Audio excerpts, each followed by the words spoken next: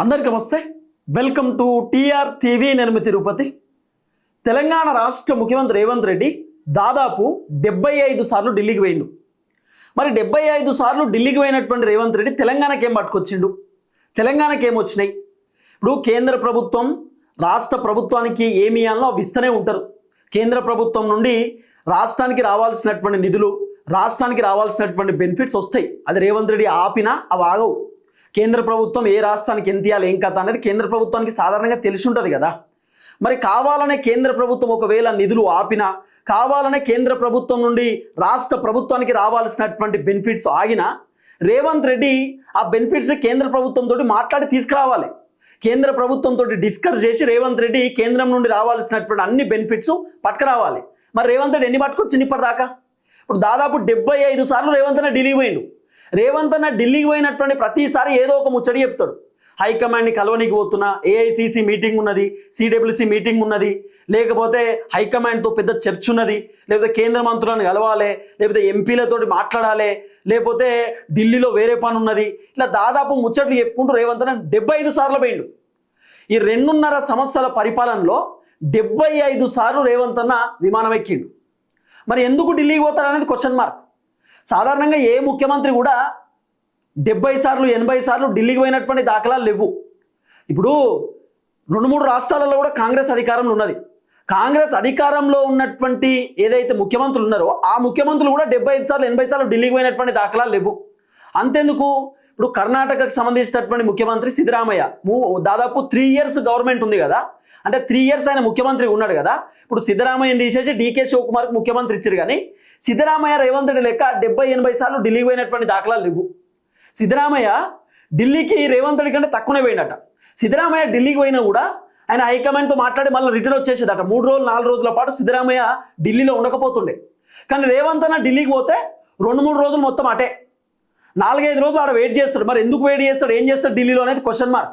ఇప్పుడు కేరళకు సంబంధించినటువంటి ఎన్నికల ప్రచారానికి రేవంత్ అన్న 4-5 రోజులు మొత్తం అటే పోయిండు. మహారాష్ట్ర ఎన్నికలు ఉంటే అటే పోయిండు. వైనాడులో ఎన్నికలు ఉంటే అటే పోయిండు. ఇట్లా మాట్లాడుకుంటూ పోతే ఏడ ఎన్నికలు ఉన్నా కూడా రేవంత్ అన్న అటే పోతున్నాడు.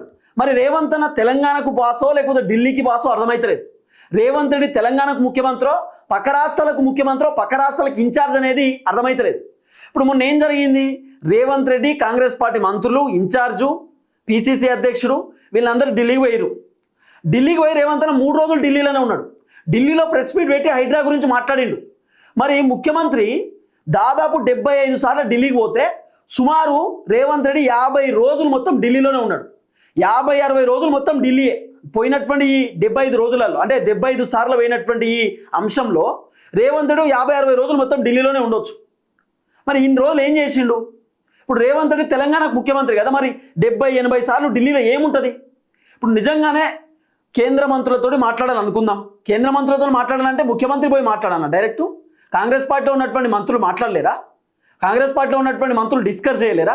ఫర్ ఎగ్జాంపుల్, ఇప్పుడు కేంద్ర విద్యాశాఖ మంత్రితో మాట్లాడాలనుకో రేవంత్ రెడ్డి, అప్పుడు ఏం చేయాలి? తెలంగాణలో ఉన్నటువంటి విద్యాశాఖ మంత్రి సరే రేవంత్ రెడ్డి వేయండి అనుకుందాం. లేకపోతే కేంద్ర హెల్త్ మినిస్టర్ ఉంటారు, సెంట్రల్ హెల్త్ మినిస్టర్, వైద్య శాఖ మంత్రి, సెంట్రల్ హెల్త్ మినిస్టర్తో మాట్లాడాలంటే డైరెక్ట్ రేవంత్ రెడ్డి పోవాల్సినటువంటి అవసరం లేదు కదా. దామోదర్ రాజనరసింహ పోతాడు. దామోదర్ రాజనరసింహ తెలంగాణలో హెల్త్ మినిస్టర్, ఆయన పోయి మాట్లాడుకుంటాడు కదా. ఇప్పుడు లేదు, అట్లా కూడా కాదనుకుందాం. ఫర్ ఎగ్జాంపుల్ తెలంగాణలో ఇంకా వేరే శాఖకు సంబంధించినటువంటి ఇరిగేషన్ శాఖ ఉన్నారు. ఇప్పుడు కేంద్ర ఇరిగేషన్ శాఖ అంటే సెంట్రల్ ఇరిగేషన్ సంబంధించినటువంటి మంత్రి ఉన్నాడు అనుకో, ఇరిగేషన్ శాఖ గురించి మాట్లాడడానికి, ప్రాజెక్టుల గురించి మాట్లాడడానికి కూడా రేవంత్ రెడ్డి పోవాలన్నా, ఉత్తమ్ కుమార్ రెడ్డి పోతాడు కదా. ఇప్పుడు ఆర్థిక శాఖ గురించి ఏమైనా మాట్లాడాలనుకో, బట్టి విక్రమార్క ఆర్థిక శాఖ మంత్రి, ఆయనకు మొత్తం డీటెయిల్స్ తెలుసు, కేంద్ర ప్రభుత్వం నుండి ఎన్ని రావాలి ఏం కథ అనేది తెలుసు. బట్టి విక్రమార్క పోయి మాట్లాడతారు కదా. అట్లా కాదు, నేనే పోతా, నేనే మాట్లాడతా, నేనే ఢిల్లీకి పోతా. మరి రేవంత్ రెడ్డి 75 సార్లు ఢిల్లీ పోయింది ఏదో ఒక సాకులు చెప్పి. 75 సార్లు ఢిల్లీకి పోయినటువంటి రేవంత్ రెడ్డి ఎన్నిసార్లు హైకమాండ్ని కలిసిండు, ఎన్నిసార్లు హైకమాండ్తో మాట్లాడిండు? రేవంత్ రెడ్డి హైకమాండ్ని కలిస్తే ఖచ్చితంగా ఫోటో పెడతాడు, ఖచ్చితంగా రేవంత్ రెడ్డి ఫోటో బయటకు వస్తుంది. ఇప్పుడు మొన్న నేను ఒక ఫోటో మీకు చూపించిన స్క్రీన్ మీద, రేవంత్ రెడ్డి కూర్చున్నాడు, వంశీచంద్ర రెడ్డి కూర్చున్నాడు, బట్టి విక్రమార్క, ఉత్తమ్ కుమార్ రెడ్డి, దామోదర్ రాజనరసింహ, సీతక్క, కొండా సురేఖ వీళ్ళు కూర్చున్నారు, ఇగో మాట్లాడుతున్నారు చూడుర్రి అని చెప్పి నేను ఒక ఫోటో చూపించిన. రేవంత్ రెడ్డి హైకమాండ్ కలిస్తే ఖచ్చితంగా అట్లాంటి ఫోటో బయటకు వస్తుంది. 75 సార్లు రేవంత్ రెడ్డి ఢిల్లీకి పోయింది, ఎన్నిసార్లు హైకమాండ్ కలిసిండు? పట్టుమని 10 సార్లు కూడా రేవంత్ రెడ్డి ఫోటో బయట పెట్టలే. ఇప్పుడు రేవంత్ రెడ్డి నిజంగా రాహుల్ గాంధీని కలిస్తే ఖచ్చితంగా రేవంత్ రెడ్డి రాహుల్ గాంధీతో దిగినటువంటి సెల్ఫీ ఆ ఫోటోనో లేకపోతే నార్మల్గా ఆయన దిగినటువంటి ఫోటో ట్విట్టర్లో పెట్టుకుంటాడు. నేను రాహుల్ గాంధీని కలిసిన, నేను రాజకీయాల గురించి మాట్లాడినా, నేను తెలంగాణ పాలిటిక్స్ గురించి డిస్కస్ చేసిన, రాహుల్ గాంధీ నాకు ఇట్లా చేయాలి అట్లా చేయాలి అని చెప్పి చెప్పిండు పని, రాహుల్ గాంధీ నాకు ఇట్లా గైడ్ చేసిందని చెప్పి రేవంత్ రెడ్డి పెట్టుకుంటాడు. ఆయన ట్విట్టర్లో ఆయన సోషల్ మీడియాలో పెడతాడు. మరి ఇట్లా రేవంత్ రెడ్డి ఎన్నిసార్లు పెట్టిండు సోషల్ మీడియాలో? 75 సార్లు రేవంత్ రెడ్డి ఢిల్లీకి పోతే ఎన్నిసార్లు హైకమాండ్ని కలిసిండు? మరి రేవంత్ రెడ్డి ఢిల్లీకి పోయి ఏం చేస్తున్నాడు? ఇప్పుడు కాంగ్రెస్లో ఉన్నటువంటి లీడర్లు కూడా చాలా మందికి అనుమానాలు వస్తున్నాయి. అంటే కేంద్ర మంత్రులు నేనే పోయి కలుస్తున్నాడు, ఎంపీలను కలుస్తున్నాడు, కేంద్ర మంత్రుల ఇంటికి లంచ్కు పోతున్నాడు, టిఫిన్ చేస్తున్నాడు, కేంద్ర మంత్రుల ఇంటికి ఏదైనా ఫంక్షన్లు పెండిలు ఉంటే పోతున్నాడు. అంటే ఏమర్థం చేసుకోవాలి? ఇప్పుడు రాహుల్ గాంధీ తెలియకుండా, కాంగ్రెస్ పార్టీ మంత్రులకు తెలియకుండా ప్రధానమంత్రి అపాయింట్మెంట్ తీసుకొని డైరెక్ట్ ప్రధానమంత్రిని కలిసి వస్తాడు. అంటే ఏమనుకోవాలి? అంటే రేవంత్ రెడ్డి మరి భారతీయ జనతా పార్టీకి ఏమైనా పోదామనే ఆలోచనలో ఏమైనా ఉన్నాడా? ఇట్లా క్వశ్చన్ మార్కులు వస్తున్నాయి, రకరకాల క్వశ్చన్ మార్క్ తెరపైకి వస్తాయి. ఎందుకు ఈ డౌట్ వస్తుందంటే, ధర్మపురి అరవింద్ అన్న ఆయన ఒక మాట చెప్పిండు. ఏమని? రేవంత్ రెడ్డి మోదీతో బాగా క్లోజ్ ఉంటున్నాడు, రేవంత్ రెడ్డి బీజేపీలోకి వచ్చిన ఆశ్చర్యపోవాల్సిన అవసరం లేదని ధర్మపురి అరవింద్ చెప్పిండు. అప్పుడు చాలా మంది డౌట్ వచ్చింది. మళ్ళీ రేవంత్ అన్న కూడా భారతీయ జనతా పార్టీ ఎమ్మెల్యేలను కలుస్తున్నాడు, ఎమ్మెల్యేలకు ఏమన్నా పని ఉంటే పని చేస్తున్నాడట. ఇట్లా చాలా మందికి అనుమానాలు కలుగుతాయి కదా. మరి రేవంత్ రెడ్డి ఆయనతో ఏమన్నా బీజేపీలోకి పోతాడా? ఇప్పుడు ప్రధానమంత్రి ఏమో రేవంత్ నువ్వు నాతో కలిసి నడువు, నాతో కలిసి పనిచేయి, నువ్వు అనుకున్న స్థాయికి తీసుకుపోతా అంటుండు. మరి తెలంగాణలో అయితే రేవంత్ రెడ్డి సీఎం బాస్.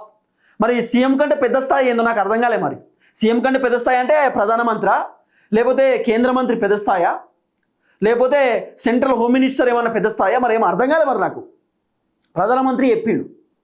ఇంకోటి, తెలంగాణలో ప్రధానమంత్రి పైన ఎవరైనా మాట్లాడితే, ప్రధానమంత్రి పైన ట్రోల్ చేస్తే, మోదీ పైన ఏమైనా ట్రోల్ చేస్తే సాధారణంగా భారతీయ జనతా పార్టీ వాళ్ళు యాక్షన్ తీసుకోవాలి. బీజేపీ పార్టీ వాళ్ళు ఎవరైతే ట్రోల్స్ చేస్తున్నారో, ఎవరైతే మోదీ సార్ని ఇబ్బంది పెడుతుర్రో, ఎవరైతే మోదీ సార్ని రకరకాలుగా తిడుతున్నటువంటి వాళ్ళు, విమర్శిస్తున్నటువంటి వాళ్ళపైన బీజేపీ వాళ్ళు పోలీస్ స్టేషన్లో కంప్లైంట్ చేయడమో, యాక్షన్ తీసుకోవడమో చేయాలి. కానీ మన రేవంత్ అన్నే వాళ్ళపైన యాక్షన్ తీసుకుంటున్నాడు, కేసు పెడుతున్నాడు, జైలు పంపుతున్నాడు, అరెస్టులు చేస్తున్నాడు, ఇవన్నీ జరుగుతున్నాయి. సాధారణంగా ఎక్కడ జరుగుతాయంటే, భారతీయ జనతా పార్టీ ఎక్కడైతే రాష్ట్రాలు ఉంటాయో, బీజేపీ పరిపాలిస్తున్న రాష్ట్రాలలో ఎక్కువ జరుగుతాయి. ఇట్లా మీరు ప్రధానమంత్రిని పట్టుకొని అట్లా మాట్లాడతారా అని చెప్పి. కానీ రేవంత్ అన్న పొద్దుగాలు లేస్తే రేవంత్ అన్న తిట్టే వాళ్ళు మస్తు మంది ఉన్నారు. మళ్ళీ రేవంత్ రెడ్డిని విమర్శలు చేసేవాళ్ళు, రేవంత్ రెడ్డి పైన కోప్పాడే వాళ్ళు మస్తు మందురు. రేవంత్ అన్నని విమర్శలు చేసేవాళ్ళని రేవంత్ రెడ్డి పట్టించుకోవట్లేడు. లైట్ పోనీ అనుకుంటుండు. ప్రధానమంత్రిని ఎవరైనా ఏమన్నా అంటే కథం రేవంత్ అన్న యాక్షన్. ఇట్లా కూడా రకరకాల డౌట్ వస్తుంది. నేను ప్రధానమంత్రిని ఏదో అనాలనేటటువంటి ఉద్దేశమో అంటున్నటువంటి వాళ్ళకి సపోర్ట్ చేస్తుంది. ప్రధానమంత్రిని ఎవరు ఏం అనొద్దు, ఎందుకంటే ఆయన అద్భుతంగా పనిచేస్తుంది. నేను మళ్ళీ చెప్తున్నా, దేశంలో మోదీ కంటే అద్భుతంగా పనిచేసేటటువంటి వాళ్ళు ఉండకపోవచ్చు, ఎందుకంటే ఆయన బాగానే పనిచేస్తున్నాడు. సరే, కొంతమందికి మోదీ అంటే నచ్చకపోవచ్చు, ఇట్లా రకరకాలుగా ఉండవచ్చు, కానీ ఆయన సూపర్ పనిచేస్తుంది. దాంట్లో నేను ఖచ్చితంగా యాక్సెప్ట్ చేస్తా. కానీ రేవంత్ రెడ్డికి ఎందుకు కోపం వస్తుందనే తెలుస్తలేదు. ఇప్పుడు కోపం రావాల్సింది బీజేపీ వాళ్ళకి. ఒకవేళ మోదీ సార్ని ఎవరైనా తిడితే బీజేపీ వాళ్ళకి కోపం రావాలి, కానీ రేవంత్ రెడ్డికి వస్తుంది కోపం. రేవంత్ రెడ్డి కేసులు పెడుతున్నాడు. ఇట్లా మాట్లాడకుండా పోతే రకరకాల క్వశ్చన్ మార్కులు వస్తున్నాయి. 75 సార్లు ఢిల్లీకి పోయిన రేవంత్ రెడ్డి మరి మెట్రోకి రావాల్సిన నిధులు ఏమైనా పట్టుకొచ్చిందా, లేకపోతే వరంగల్ టెక్స్టైల్ పార్క్ రావాల్సినటువంటి నిధులు ఏమైనా పట్టుకొచ్చిందా, లేకపోతే రేవంత్ రెడ్డి 35,000 కోట్ల రూపాయలు రేవంత్ రెడ్డి అదే త్రిబుల్-ఆర్కి సంబంధించిన రోడ్లకు సంబంధించిన వ్యవహారంలో ఏమైనా పట్టుకొచ్చిందా? అన్ని ప్రపోజల్లు పెట్టిండు, మన నిధులు ఏమన్నా వచ్చినాయా? కేంద్ర ప్రభుత్వం చాలా నిధులు ఆపిరు, చాలా ఫండ్ ఆపిరు, కొన్ని 100 కోట్లు 1000 కోట్ల రూపాయలు ఆపిరు. ఆపనికి రీజన్ ఏంది? రేవంత్ రెడ్డి కరెక్ట్ టైంలో పనిచేయలేదు, రేవంత్ రెడ్డి కరెక్ట్ టైంలో మమ్మల్ని అడగలేదు, లేట్ అయింది, అందుకే ఇస్తలేం. గ్రామ పంచాయతీలకు సంబంధించిన నిధులు కూడా కేంద్ర ప్రభుత్వం నుండి చక్కగా రాలే, ఆపిర్రు. ఎందుకు ఆపిర్రు అంటే, మరి మీరు కరెక్ట్ టైంలో అడగలేదు, కరెక్ట్ టైంకి మీరు ఎలక్షన్స్ పెట్టలేదు, అందుకే ఆపినాం కేంద్ర ప్రభుత్వం చెప్తారు. మరి దీన్ని బట్టి చూస్తే ఏమర్థం చేసుకోవాలి? ఇప్పుడు రేవంత్ రెడ్డి ఏమో పొద్దుగా లేస్తే మొత్తం కేంద్ర ప్రభుత్వం నుండి రావాల్సిన నిధులన్నీ పట్టుకొస్తా అంటాడు.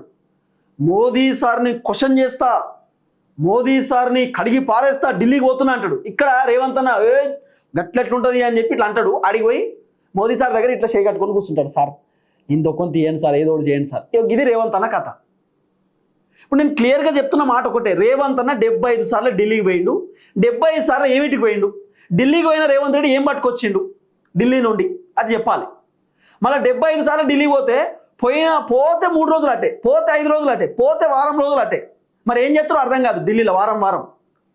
కేరళ ఎన్నికలు జరిగినాయి, కేరళ ఎన్నికలలో కాంగ్రెస్ అధికారంలోకి వచ్చింది. అన్న పోయి ఢిల్లీలో ఉన్నాడు 5-6 రోజులు.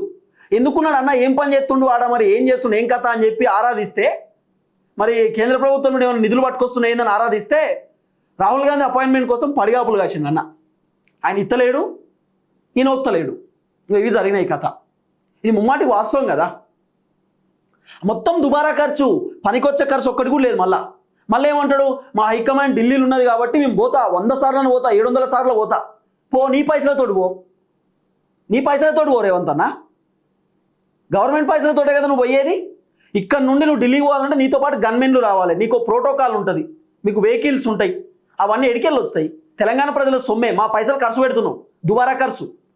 అంటే ఢిల్లీకి పోతాడు, అంటే ఢిల్లీకి పోతాడు. ఢిల్లీకి ఎందుకు పోతాడు అర్థం కాదు.